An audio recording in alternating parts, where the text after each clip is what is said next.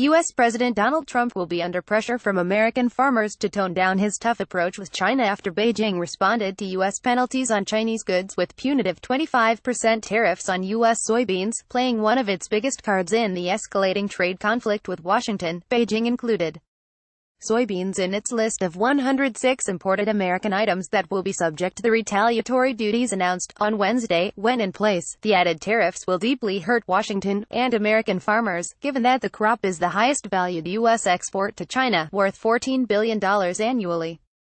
American soybean farmers were already working on razor-thin profit margins before China imposed its retaliatory duties. Allan von Mehren, China economist at Denmark-based Danske Bank Markets, said Trump will feel the heat at home as the American agriculture lobby and aircraft industry, also included on China's tariffs list, ramp up calls for a softer strategy from the U.S. president. Each part is playing their hand in a strong way to show force, von Mehren said. Paul Berg, the North Asia regional director for the U.S. Soybean Export Council, said it came as no great surprise when Beijing included U.S. soybeans in its planned tariff action.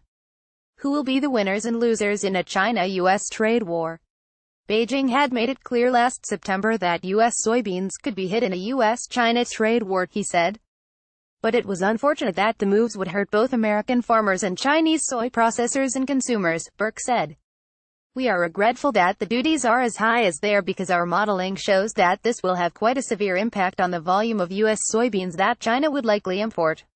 Bork said, if the conflict were to escalate and Beijing increased punitive duties on U.S. soybeans to 30%, U.S. exports to China could plunge by as much as 70%. The council predicted China Eastern hints at route aircraft changes if U.S. trade war escalates, although planned U.S. soybean shipments so far remain unaffected by China's retaliatory tariffs. The crop's price has dropped as much as 5.3% on the Chicago Board of Trade, its sharpest decline since July 2016. We are not in a trade war with China. That war was lost many years ago by the foolish or incompetent people who represented the U.S.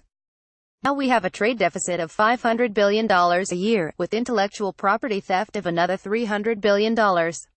We cannot let this continue. Donald J.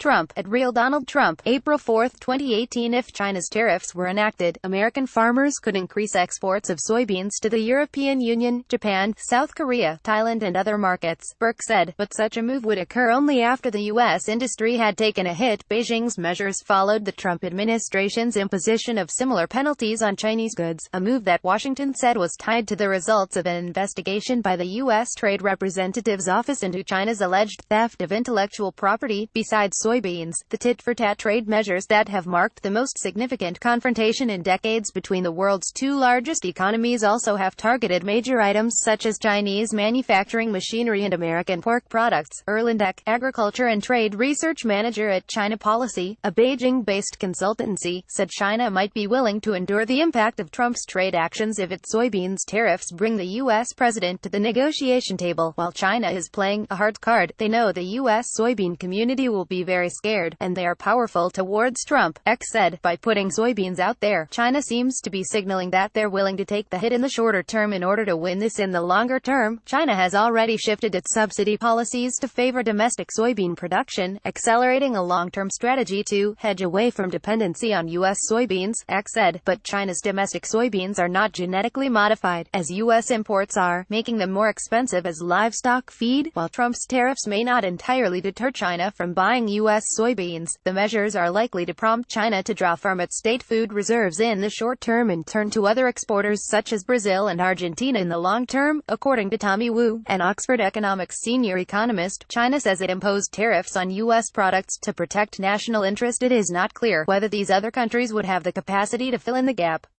Wu said. But the tariffs will cause food inflation to increase domestically, from the hiked-up soybean prices themselves and on feed for the pork industry. Jake Parker, vice president of China operations at the U.S.-China Business Council, said punitive tariffs have the potential to cause collateral damage for U.S. households, farmers and manufacturers. No one wins in a trade war, Parker said. Business wants to see solutions to the problems, results that will positively address the technology protection issues, not just tariffs and counter-tariffs that will do more harm than good.